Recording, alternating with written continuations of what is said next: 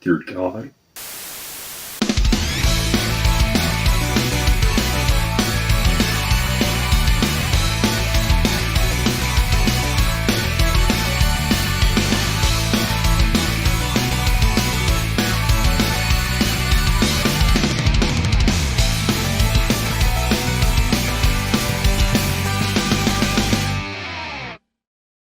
Alright, so Crash Bandicoot came out on the PlayStation with critical acclaim, so let's keep the momentum going with Crash Bandicoot 2, Cortex Strikes Back. Crash 2 started development about a month after the first game, which I don't think sounds as bad back then than it would be now because of the limited technology back then. Plus, it was during a time where crunch in game development was as bad back then than it is now. So after doing some research, I found out this game was being run on a completely different engine from the first game called List 2, which can handle 10 times the animation frames and double the polygon count too. Crash and Cortex from the last game is over here, but we also have a new character, Coco Bandicoot, Crash's sister. So apparently she was a replacement for Tana because Naughty Dog's Japanese executives labeled her too sexy. I mean, I don't know, Tomb Raider was a thing around this time, and it features a woman traveling through a dark cave while she's wearing shorts and polygon nipples poking out of her shirt. I know different audiences, but I feel like her being too sexy was just them acting like little kids seeing tits that could make them hit puberty 7 years too early. And Crash Bandicoot 2 was shown off in June 1997 in the Gaming Expo at Atlanta, and it received pretty positive response from the gaming industry. Over 30 levels of gameplay. Not 15, not 20, over 30 brand new levels, Michael, and the graphics. Over 30 brand new levels. So that was a fucking lie. And around this time, Dan O'Reilly, who was the lead designer of Gex and of Gecko, joined the dev team to streamline the level design, and I guess you guys can thank this guy for why Crash 2 is so good.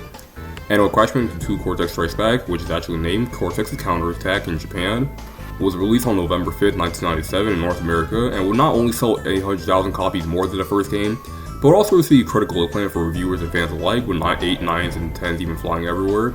And to this day, fans still consider this game one of the best in the series, but is it really though?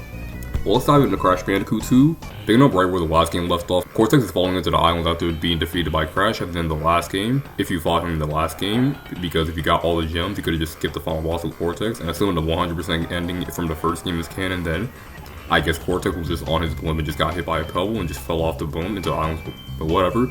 He then lights up a match after falling into a cave and makes a realization about crystals, and that's really all he says. Also, he does his best Homer Simpson impression here. A year passes by and he was able to team up with a new lackey, Engine, and is able to make a new spaceship, but they still need 25 crystals from the surface to power a Master Crystal, but they don't have any more allies to rely on, so they'll need to rely on an enemy. We then cut to Crash swimming on some random island somewhere, and Crash's sister Coco asks him to find a new laptop battery in the woods, but she never did get that laptop battery because Crash gets abducted by Cortex, and he tells him that he needs the crystals to save the world, and Crash of course does what Cortex tells him because all those boxes dropped in his head probably made him forget about everything what happened from the last game. I know everyone else has already said this, but I feel like the story could have been a little bit better if the game didn't start off with Cortex clearly plotting something evil, or the subtitle of the game wasn't, Cortex Strikes Back, and unless Key and Crash are like doing some kind of bowling contest or something like that, I don't know.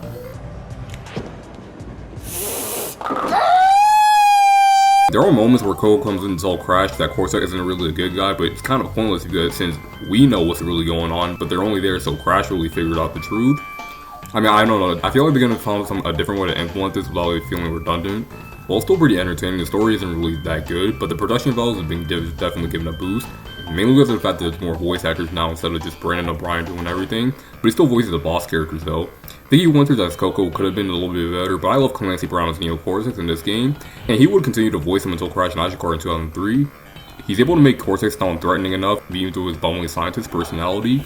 His best moments are definitely when Cortex just yells at Crash for not getting the crystals, but I don't know what he was expecting, since talking to Crash would be the equivalent of talking to a brick wall. So since I'm talking about the audio, let's talk about the soundtrack. I don't really go over the soundtrack in the first game, but it's a massive improvement here, because while it knows to be dynamic and ambient, it also has a lot of great songs I can just hum to while I'm playing the game.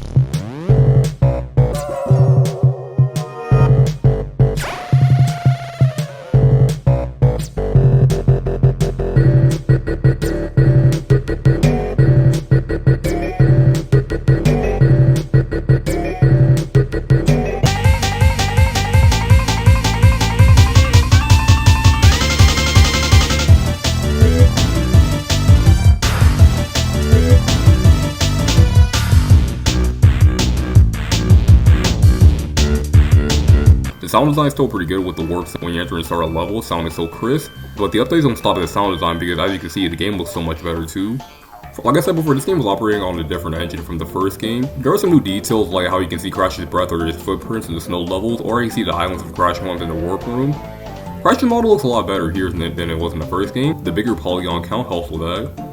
He also has more of a personality now with new outlet animations or other animations in specific levels, like when he's running from the boulders or giant polar bears. I always love how he does a somersault right before the barrier can catch him. And also new death animations become a staple to the series.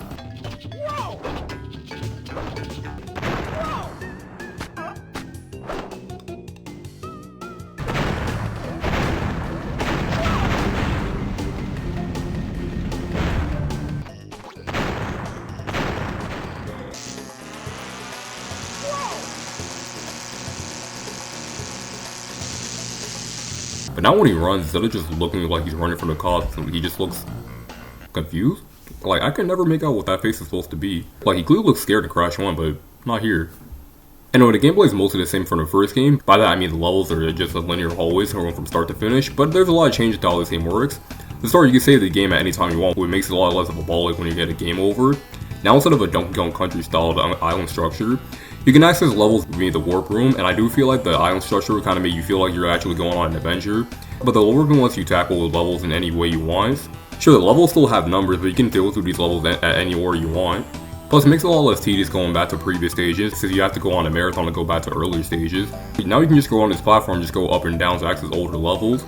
Crash controls so much better here than he did in the first game. He's not as heavy as it was before, and he flips and falls a lot faster. And that traction involvement he had before isn't here anymore. He also has some new moves too, that being the slide, which lets you take down some enemies that can't be defeated with a spin. Combined with the jump, it turns into the slide jump, which gives you the speed of a regular slide, but also the extra distance with a jump. I love this move. It feels so good to make a long jump after you're using it, and if you're good enough, you can do some speedrunning strategies to beat a level faster. It's one of the best things to do in the Crash game. There's also the crawl, which lets Crash crouch down and crawl, which is only used where a boss is under a hard to reach area. If you crouch and then jump, you perform the high jump, which is cool and everything, but it's really only used for grabbing that one out of reach box. There's also belly flopping, which I almost never use unless it's for new iron crates, which can't be broken with normal spin. Crash 2 also introduces the nitro crates, which explode on immediate impact. The only way to destroy them, other than Aqua invincibility, is to find a nitro crate at the end of a stage to destroy all of them, and the sound of hearing all those nitro crates explode is so satisfying.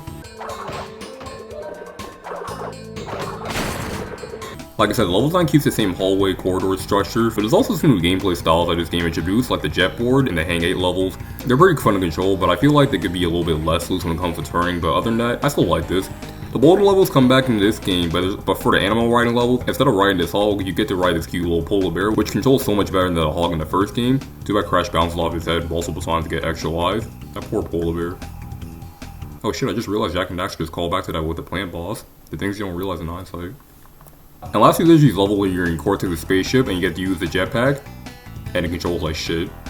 While you're in the jetpack, you only control Crash's vertical and horizontal movements while moving forward and back mapped to a button, and it just feels so awkward. It's kind of hard for me to explain, but I just don't like this. It's not any better than the Insane Trilogy either. At least there's only 2 levels where you have to use this. The main objective of these levels are getting the crystal, and there's 25 of them. You need to get to the final boss of Cortex, but to go for 100% completion, you have to break all the boxes in the level to get the gem, and getting gems here is a lot harder than it was in the first game. Although it's not really getting the gems that are hard, but how you get them is the game's biggest source of difficulty. You gotta break all the boxes to get the gems, which is definitely a lot easier now since you can die and still get the boss gem. But there's also these hidden gems in the level that you can get by riding on this death route, which you can access by reaching that part of the level without dying. But if you die before you reach the platform, then the death route becomes transparent. The color gems come back here too, and once you collect them, they become platforms which lead to another hidden gem or more boxes to break. Getting all the gems in this game isn't hard, it's more so the methods of getting them. Crash 2 loves having secret pathways to get a lot of these hidden gems, and I hear a lot of people complain that they're way too hidden, but I think that Crash 2 has a lot of good visual clues that hint you about these gems. Like the secret exit for Hang 8, the way these boxes are placed makes you wonder if you can make it to the platform, or the purple gem route in Behaving. These nitro crates here don't bounce up like the other nitro crates, or this one is Unbearable. Notice how this is the only bridge that doesn't break completely. The only ones that weren't easy to find were the blue gem in the first level, which requires you to not break any boxes that are in that level, and nothing really gives you a hint about that. Or this one in the Eel Deal.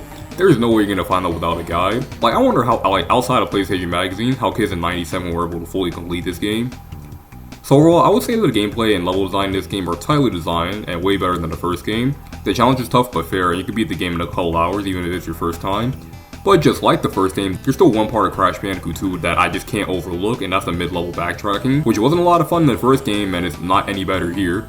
If anything, it's actually even worse. The camera isn't pushed back far enough to see what's coming until it's too late, and this happens as early as the 4th level, and it only gets worse and worse as the game goes on. They're gonna have a death route that you have to ride in order to get the hidden gem, and then you have to backtrack to get the remaining boxes that are on the other path, which doesn't sound too bad, but then you have to avoid these beats, which are pretty hard to predict, and these electrical fences that go off sporadically, and these planes that spin on bombs. Knife Light does the same thing, but with the gimmick of having a firefly to light up the way, and it goes out after a minute. So when a firefly goes out, you'll be making blind jumps to make your way back. Piston in a way needs you to pass this death route and then break this one specific box, and then backtrack all the way back to the death route, and if you die at any part, you'll lose your chance to get on the death route. By the way, you see that enemy right here? The one that you'll naturally jump on and kill? What you need is enemy to bounce on it to get over this thing, because if you do, your ass better pause and exit the level. Also, piston in the way. Oh yeah, you're really funny, Naughty Dog.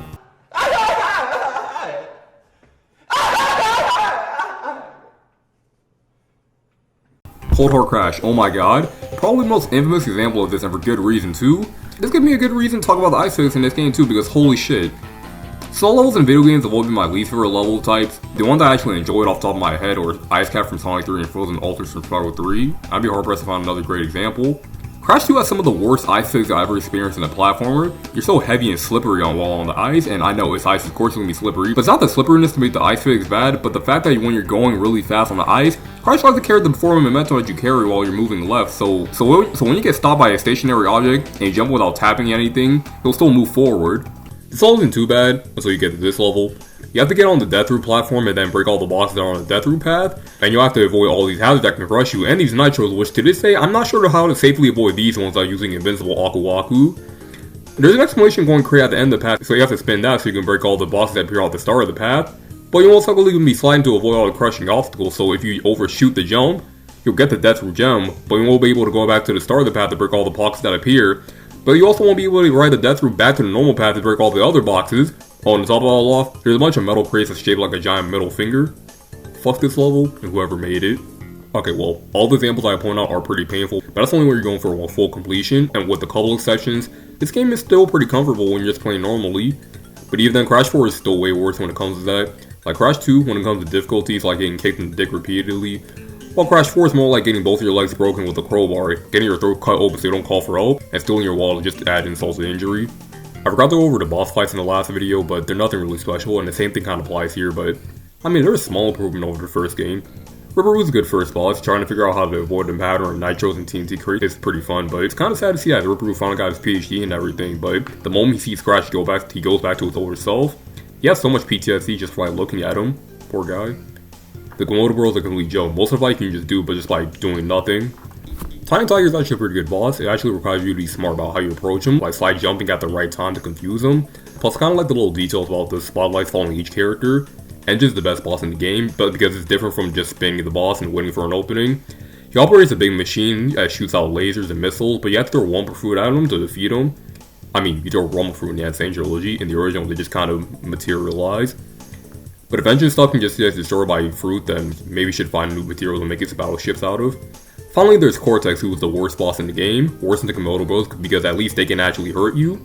All you do is chase after him and spin him once you get close enough. It's way too easy and pretty anticlimactic end to an amazing game. If you don't believe me, then let me show you unedited footage of me fighting this boss from start to finish.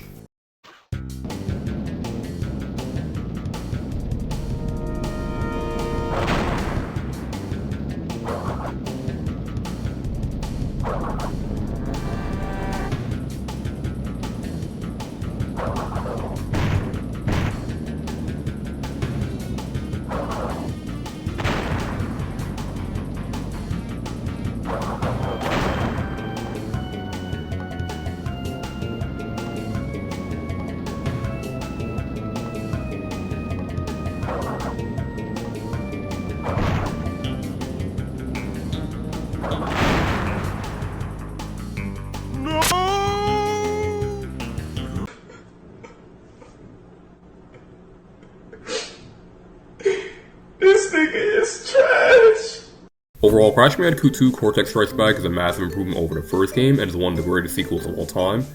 This game is way more accessible to newcomers than the first game. Honestly, I feel like people who are just getting into the Crash should just skip Crash 1 and just go straight into Crash 2. The controls feel so much better and are way smoother than before. The level design, for the most part, is top tier stuff, and are levels I can never get tired of replaying every time I play this game. The graphics look great for 1997, just as cartoonish and vibrant as ever, and the soundtrack is a bop too. Also, Crash fans consider this game one of, if not the best game in the entire franchise, and would I say that? Well, no, I'd say it's more like second or third place though. I mean, it's still pretty close to being the best though, so it doesn't really matter anyway.